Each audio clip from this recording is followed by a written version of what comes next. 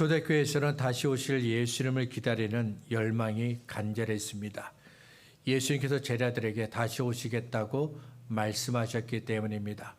마태복음 24장 30절과 31절을 보겠습니다. 그때 인자의 징조가 하늘에서 보이겠고 그때 땅의 모든 족속들이 통곡하며 그들의 인자가 구름을 타고 능력과 큰 영광으로 오는 것을 보리라. 그가 큰 나팔 소리와 함께 천사들을 보내리니 그들이 그의 택하신 자들을 하늘 이 끝에서 저 끝까지 사방에서 모으리라. 사도행전 1장을 보면 예수님께서 부활하신 이후에 40일 동안 사도들과 제자들에게 함께 하셨습니다. 사도들에게 예루살렘을 떠나지 말고 아버지의 약속하신 것을 받기를 위해 기다리라고 하셨습니다. 그리고 그들이 보는 앞에서 하늘로 올라가셨습니다. 제자들은 하늘로 올라가신 예수님을 보았습니다. 잠시 후 구름 때문에 예수님이 보이지 않게 되었습니다. 그런데도 제자들은 계속해서 하늘을 보고 있었습니다. 계속해서 하늘을 바라보고 있는 제자들에게 천사가 말합니다. 갈릴리 사람들아 어찌하여 서서 하늘을 쳐다보느냐? 너희 가운데서 하늘로 올려지신 예수는 하늘로 가심을 본 그대로 오시리라 하였느니라. 천사가 말한 대로 예수님은 다시 오십니다. 때문에 우리의 믿음은 언제나 다시 오실 예수님께 초점이 맞춰져 있어야 합니다. 초대교회가 다시 오실 예수님을 기다리는 열망이 간절했던 또 하나의 이유는 예수님의 죽으심과 부활과 그리고 승천을 목격했던 제자들이 있었기 때문입니다. 예수님과 함께하고 예수님께서 당하신 고난과 죽으심과 부활을 목격한 사도들이 아직도 살아 있습니다. 부활하신 예수를 만났던 제자들과 사도행전 1장에서 하늘로 승천하신 예수님을 목격했던 제자들이 아직도 살아 있습니다. 그래서 초대교회에서는 예수님께서 다시 오실 그날을 고대하고 기다렸습니다. 부활하신 예수님을 보았고 하늘로 승천하신 예수님을 보았고 다시 오신다고 하신 말씀을 들었던 증인들이 있었기 때문입니다. 다시 오실 예수님을 기다리는 것은 그 열망은 초대교회만의 것은 아닙니다. 초대교회 이후 교회는 언제나 다시 오실 예수님을 기다리는 열망으로 가득했습니다. 교회는 언제나 다시 오실 예수님을 기다렸지만 다시 오실 예수님을 기다리는 열망이 더 강렬하게 활발 타오를 때가 있었습니다. 유대인들의 교회를 핍박하고 로마가 교회를 핍박했을 때 성도들은 다시 오실 예수님을 간절히 기다렸습니다. 예수님께서 속히 오신다고 말씀하실 때 사도 요한은 아멘 주여서 어서 오시옵소서 그렇게 고백했습니다. 사도 요한의 고백처럼 교회와 성도들은 핍박을 만났을 때 다시 오실 예수님을 간절히 소망했습니다. 사회가 혼란하고 나라가 금방이라도 망할 것처럼 보일 때에도 다시 오실 예수님을 기다리는 열망이 강렬하게 일어났습니다. 전쟁이 계속해서 일어나고 세상이 혼란하고 시끄러워지면 다시 오실 예수님을 기다리는 열망이 간절히 일어났습니다. 다시 오실 예수님을 기다리는 믿음을 가진 성도는 믿음을 흔들려는 어떤 환난과 핍박도 견뎌낼 수 있습니다. 예수께서 다시 오시면 공의로 모든 것들을 심판하실 것이기 때문입니다. 죄인의 길을 걸어가고 악을 기뻐하고 교만한 자리에 앉아있는 사람들 때문에 아프고 괴롭겠지만 예수님께서 오시면 공의로 세상을 심판하실 것을 알기 때문에 어떤 고난도 어떤 핍박도 견뎌낼 수 있는 겁니다. 성경 예수께서 다시 오신다고 말씀합니다. 예수님께서 제자들에게 다시 오신다고 말씀하셨습니다. 그런데도 만일 어떤 사람이 나는 예수님이 다시 오신다고 믿지 않는다고 말합니다. 그러면 어떻게 될까요? 창세기부터 요한계시록까지 연결하는 하나의 주제가 있는데 바로 예수 그리스도입니다. 예수 그리스도가 성경의 중심이고 주제이고 핵심입니다. 그래서 성경에는 죄인들을 구원하시기 위해 다시 오실 메시아, 우리 가운데 오실 메시아에 대한 말씀이 많이 나옵니다. 그리고 우리 가운데 오셨던 예수님이 다시 우리 가운데 오신다고 하시는 그 약속의 말씀들로 가득합니다. 그런데도 예수님의 재림을 다시 오신 예수님을 믿지 않는다면 어떻게 될까요? 다시 오시는 그 예수님을 생각하지 않는다면 어떻게 될까요? 그러면 성경에서 예수님의 재림을 말씀하고 있는 그 부분들을 다 제외하게 됩니다. 예수님의 재림에 관한 말씀들을 성경에서 지우게 됩니다. 그리고 예수님을 온전히 믿는 것이 아니라 부분적으로만 믿는 사람이 됩니다. 이런 사람의 믿음은 완전할 수가 없습니다. 부분적으로만 예수님을 믿었기 때문에 그의 믿음도 불완전할 수밖에 없는 겁니다.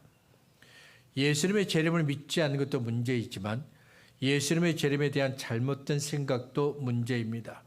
지나간 교회 역사를 보면 예수님의 재림에 대한 잘못된 생각은 언제나 심각한 문제를 일으켰습니다. 다시 오실 예수님을 기다린다고 하는 그 사람들 때문에 교회는 언제나 시끄러웠습니다. 이런 사람들이 데살로니가 교회에 있었습니다. 그래서 바울은 두 번째 편지를 통해 다시 오실 예수님을 기다리는 우리는 도대체 어떻게 살아야 하는가, 이 질문을 가지고 우리에게 권면합니다. 6절과 7절입니다. 형제들아, 우리 주 예수 그리스도의 이름으로 너희를 명하노니 게으르지 않게 행하고 우리에게서 받은 전통대로 행하지 아니하는 모든 형제에게서 떠나라. 어떻게 우리를 본받아야 할지를 너희가 스스로 아나니 우리가 너희 가운데서 무질서하게 행하지 아니하며. 데살로니가 교회 보낸 첫 번째 편지 데살로니가 전서 5장 14절에서 바울은 이미 예수님의 재림에 대해 잘못된 생각을 가진 사람들에게 권면을 했습니다. 하지만 바울의 권면은 지켜지지 않았습니다. 그래서 바울은 데살로니가 교회에 보낸 두 번째 편지에서 다시 강경하게 예수님의 재림에 대해 잘못된 생각을 갖고 있는 사람들로부터 아예 떠나라, 이렇게 명령합니다. 여기서 바울이 말한 떠나라는 이 말은 교제를 끊으라는 겁니다. 이단이나 예수를 믿지 않는 사람들을 교회에서 쫓아내는 것처럼 이들을 교회 밖으로 쫓아내라는 말이 아닙니다. 하나님께서 우리에게 허락하여 주신 성도의 교제, 믿음의 교제를 끊으라는 겁니다. 왜냐하면 그들의 삶이 하나님을 믿는 사람의 모습이 아니고 예수를 기다리는 그런 사람의 모습이 아니기 때문입니다. 그들의 삶은 자기를 부인하고 자기 십자가를 지고 예수님을 따르는 모습이 아닙니다. 그래서 그들과의 교제를 끊어버리라고 말한 겁니다.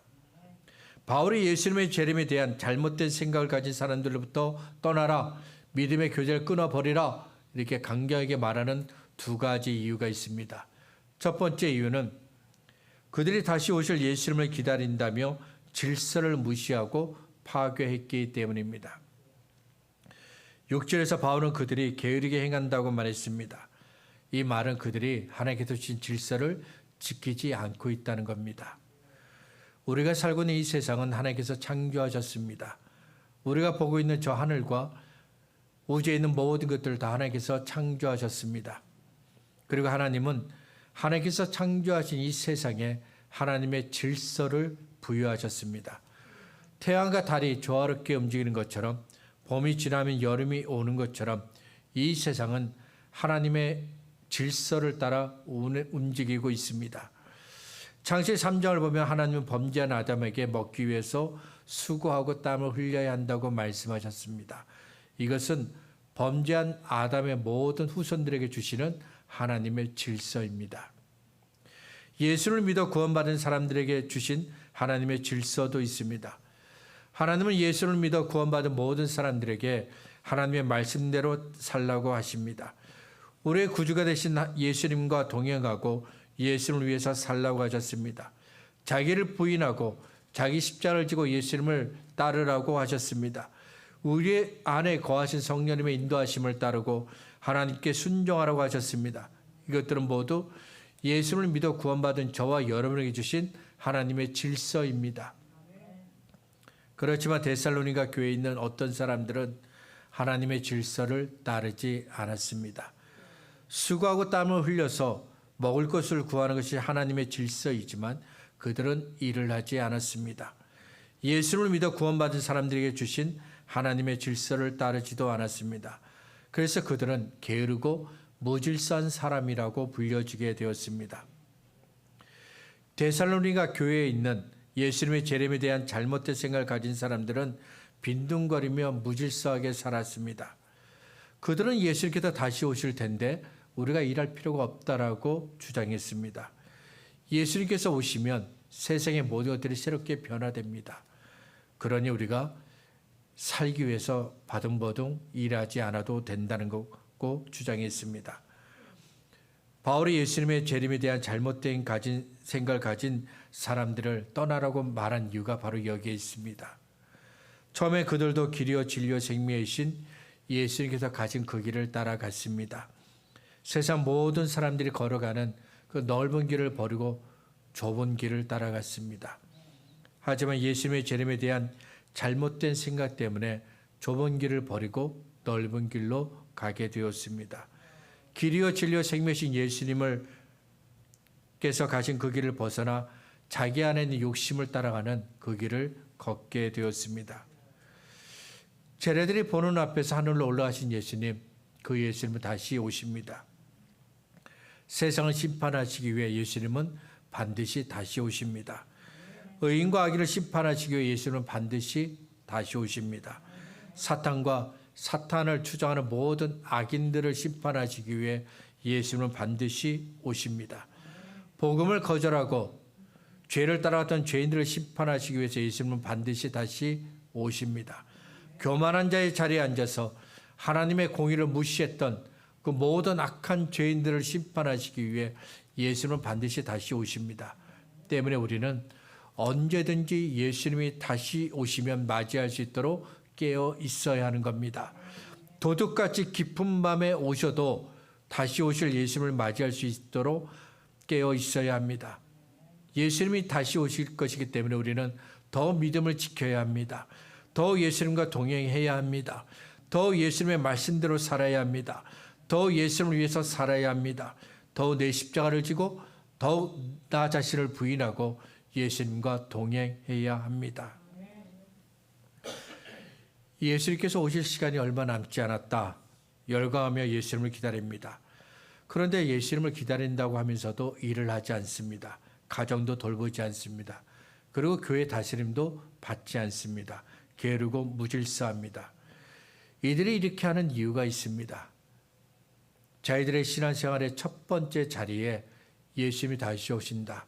이것을 두었기 때문입니다. 그래서 다른 것들은 다 이것보다 중요하지 않다며 다 제외시켰고 덜 중요한 것으로 여겼습니다. 이것은 우리가 자주 실수하는 부분이기도 합니다. 믿음은 내가 가장 중요하다고 생각하는 한 가지를 말하는 것이 아닙니다. 한 가지를 선택하는 것이 아닙니다. 이것이 제일 중요하다고 다른 것들을 버리면 안 됩니다. 성경이 하나님의 말씀이라고 말할 때 창세기부터 요한계시록까지 66권 전부를 하나님의 말씀이라고 말하는 것처럼 믿음도 하나님께서 하신 모든 말씀들을 지키고 따라가야 합니다. 믿음은 하나님께서 말씀하신 모든 것들을 선택하고 따르는 겁니다. 이스라엘의 첫 번째 왕이었던 사울도 하나만 선택했던 잘못을 저질렀습니다. 하나님께서 과거 이스라엘 백성이 광야를 다니고 있을 때 아말렉 족속이 다가와서 피곤하고 약한 이들을 공격했던 일을 기억하셨습니다. 그래서 하나님께서 사울에게 아말렉 족속을 진멸하라 말씀하셨습니다. 진멸, 그들 가운데 있는 사람과 짐승 다 죽이라고 하셨습니다. 하나님께서 말씀하신 대로 사울이 아말렉 족속과 싸웁니다. 그리고 이깁니다. 그런데 아말렉 왕 아각과 좋은 짐승들을 살려두었습니다. 나중에 사무엘이 왔을 때 사울은 이 모든 것들을 여호와께 제사드리기 위해서, 하나님께 제사드리기 위해서 살려두었다, 남겨두었다 말했습니다. 그 말을 듣고 사무엘이 사울에게 이렇게 이야기합니다. 사무엘상 15장 22절과 23절입니다. 여호와께서 번제와 다른 제사를 그의 목소리를 천종하는 것을 좋아하심같이 좋아하시겠나이까. 순종이 제사보다 낫고 듣는 것이 순양의 기름보다 나으니 이는 거역하는 것은 점치는 죄와 같고 완고한 것은 사신 우상에게 절하는 죄와 같음이라. 왕이 여호와의 말씀을 버렸으므로 여호와께서도 왕을 버려 왕이 되지 못하게 하셨나이다. 하나님께 드린 제사를 중요하게 생각했던 사울에게 하나님은 하나님의 말씀을 순종하는 것도 중요하다고 말씀하셨습니다. 사울은 자신이 중요하게 여겼던 이 제사 때문에 정작 하나님의 말씀을 순종하지 못하는 거역하는 죄를 범하게 됩니다. 같은 모습이 바리새인과 서기관들에게도 있었습니다. 마태오 15장을 보면 바리새인과 서기관들이 예수님께 와서 항의를 합니다. 예수님의 제자들이 떡을 먹을 때, 그러니까 음식을 먹을 때 손을 씻지 않고 먹기 때문입니다. 이것은 음식을 먹을 때 손을 씻어야 한다는 장로들의 전통을 지키지 않는 겁니다. 그러자 예수님께서 그들에게 마태복음 15장 3절부터 6절에서 말씀하십니다. 너희는 어찌하여 너희의 전통으로 하나님의 계명을 범하느냐. 하나님이 이르셨을 때 내 부모를 공경하라 하시고 또 아버지나 어머니를 비방하는 자는 반드시 죽임을 당하리라 하셨거늘 너희는 이르되 누구든지 아버지에게나 어머니에게 말하기를 내가 드려 유익하게 할 것이 하나님께 드림이 되었다고 하기만 하면 그 부모를 공경할 것이 없다 하며 너희의 전통으로 하나님의 말씀을 폐하는도다. 그리고 이어서 이렇게 말씀하셨습니다. 외식하는 자들아 이사야가 너희에 관하여 잘 예언하였도다. 일렀으되 이 백성 입술로는 나를 공경하되 마음은 내게서 멀도다. 사람의 계명으로 교훈을 삼아 가르치니 나를 헛되이 경배하는도다 하였느니라 하시고. 바리새인과 서기관들은 장로들의 전통, 앞선 율법 교사들이 가르쳐준 것들을 소중하고 중요하게 여겼습니다. 그래서 하나님께서 하신 말씀을 덜 중요하게 생각했습니다. 하나님의 말씀을 보더라도 더 중요한 것과 덜 중요한 것으로 따지게 되었습니다. 사울처럼 말입니다. 그래서 예수님께서 바리새인과 서기관들을 책망하신 겁니다. 예수를 믿지만 믿음의 수준이나 경험에 따라 더 중요하게 생각하는 것이 있을 수 있습니다. 그러나 이것만 중요하다고 말하면 안 됩니다. 교회에 관한 책이나 글들을 읽어보면 이런 교회가 되어야 한다며 주장하는 글들을 자주 보게 됩니다. 어떤 사람은 교회는 선교하고 전도하는 교회가 되어야 한다고 말합니다. 어떤 사람은 성경 공부를 해서 제자를 만드는 교회가 되어야 한다고 말합니다. 어떤 사람은 초대교회처럼 성령으로 충만한 교회가 되어야 한다고 말합니다. 어떤 사람은 예루살렘 교회처럼 모이기를 힘쓰고 예배하는 교회가 되어야 한다고 말합니다. 어떤 사람은 예루살렘 교회처럼 가난한 사람들을 돕는 교회가 되어야 한다고 말합니다. 어떤 사람들은 예루살렘 교회처럼 다양한 사람들이 함께 모일 수 있는 교회가 되어야 한다고 말합니다. 어떤 사람은 교회 안에 있는 모든 성도들이 하나님을 위해 헌신하고 섬기는 교회가 되어야 한다고 말합니다. 어떤 교회가 되어야 하는지 다양한 의견이 있습니다. 모두 성경의 뒷받침을 받고 있는 의견들입니다. 교회를 생각하는 그들의 의견이 정말 귀합니다. 소중합니다. 다만 한 가지 염려가 되는 것은 한 가지만을 중요하다고 말하는 것은 매우 위험한 생각이라는 겁니다. 왜냐하면 교회는 오직 한 가지만을 위해 존재하는 곳이 아니기 때문입니다. 교회를 생각하며 제시한 모든 의견들이 다 교회에 있어야 합니다. 선교와 전도와 구제가 중요한 것처럼 성경 공부를 해서 제자를 만드는 것도 중요합니다. 성령으로 충만한 교회가 되는 것이 중요한 것처럼 예배를 소중하게 여기는 것도 중요합니다. 성경대로 가르치고 설교하는 것이 중요한 것처럼 다양한 사람들이 여러 사람들이 함께 모여 예배하는 교회가 되는 것도 중요합니다. 교회 안에는 모든 성도들이 하나님을 위해 헌신하고 수고하는 것이 중요한 것처럼 모이기를 힘쓰며 사랑의 교제를 나누는 것도 중요합니다. 내가 인정하는 믿음에 속지 마시길 바랍니다. 데살로니가 교회에 있는 성도들은 다시 오시겠다고 약속하신 그 말씀대로 예수님을 기다렸습니다. 그런데도 예수님은 이 사람들을 칭찬하지 않으셨습니다. 왜냐하면 예수님께서 인정하는 믿음이 되어야 하는데 이 사람들은 내가 인정하는 믿음으로 만족했기 때문입니다. 그들은 내가 중요하다고 생각하는 것을 따르면서 이것이 진짜 믿음이라고 착각했습니다. 만족했습니다. 때문에 예수님께서 그들을 대하실 때 칭찬이 아닌 책망을 말씀을 하신 겁니다. 내가 인정하는 믿음에 빠진 사람들과 아예 교제하지 말라. 그들과 성도의 교제를 끊어버리라. 엄히 말씀하신 겁니다. 하나님 보실 때 온전한 믿음이 저와 여러분에게 있기를 바랍니다.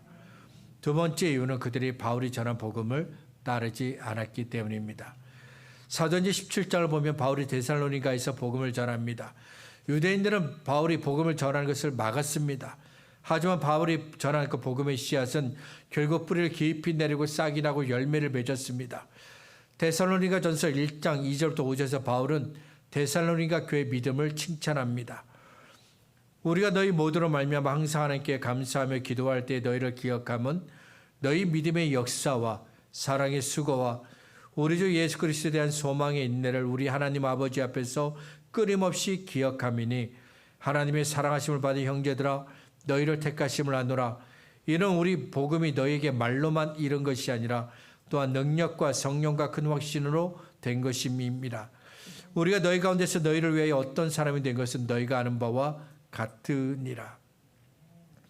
데살로니가 교회는 믿음의 역사, 사랑의 수고, 소망의 인내가 있었습니다. 이것들은 모두 그 교회가 복음 안에 있었기 때문에 나타난 열매입니다.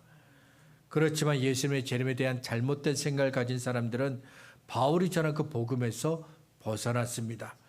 바울이 전한 복음에서 벗어났기 때문에 그들이 예수님의 재림에 대한 잘못된 생각을 갖게 된 겁니다. 복음은 하나님께서 예수님을 통해서 우리에게 주신 아주 기쁜 소식입니다. 그래서 복음을 믿으며 구원을 받습니다. 복음을 믿으며 하나님의 자녀가 되는 권세를 갖게 됩니다. 그런데 만일 어떤 사람이 복음대로 믿지 않았습니다. 그러면 그에게는 구원은 없습니다. 하나님의 자녀가 되는 권세도 없습니다.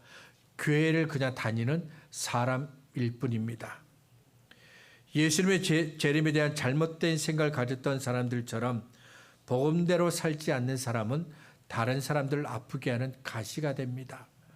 복음대로 살지 않는 사람은 다른 사람들을 괴롭게 하고 힘들게 하는 짐이 되어버립니다. 복음 안에 거하시길 바랍니다. 7절에서 바울은 우리를 본받으라고 말합니다. 여기서 바울이 말한 우리는 1차적으로 바울을 가리킵니다. 그리고 바울과 같은 마음으로 일하는 다른 사람들을 포함하는 겁니다.